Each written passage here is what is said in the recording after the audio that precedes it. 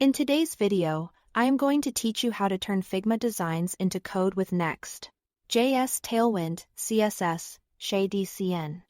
We'll take a Figma design and move it into a Next.js project using a plugin workflow, keeping things clean and component-based so you can build faster with confidence.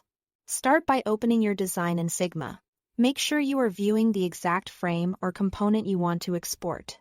Clear layer names and organized frames make a big difference, because plugins rely on your structure to map elements into clean code. Open Figma's quick actions with Ctrl or Command+K, then go to Plugins and search for options like the Figma to Shadcn or UI plugin, Anima or Locafi.ai. These tools read your layout and translate it into React components with Tailwind CSS classes, and some can map UI patterns to Shadcn or UI components for a consistent design system. Choose the plugin you prefer and install it. If you are prompted to log in, connect your account to authorize the plugin.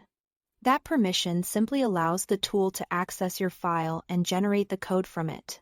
Once installed, select the specific Figma frame or component you want to convert. Selecting the top-level frame is usually best, especially if your design uses auto layout and constraints, because it helps the plugin understand spacing, responsiveness, and hierarchy. Let the plugin generate the code.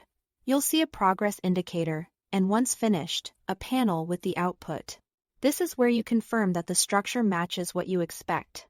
Before copying anything, configure the plugin settings to output React or Next.js TypeScript and Tailwind CSS. That tells the tool to produce Next.js-friendly components, add helpful type safety, and style elements with Tailwind utility classes. If T here is a toggle for Shadcn or UI mapping. Enable it so common UI pieces become consistent, reusable components. Use the plugin's AI features to generate the code. These tools typically produce component-based Next.js code, organizing your UI into reusable parts and often adding props, variants, and responsive styles that mirror your Figma decisions. Copy the generated code snippet from the plugin's interface. If you see multiple snippets, grab the one for the component you are working on and note any imports the plugin lists, such as Shadcn or UI components or Tailwind styles.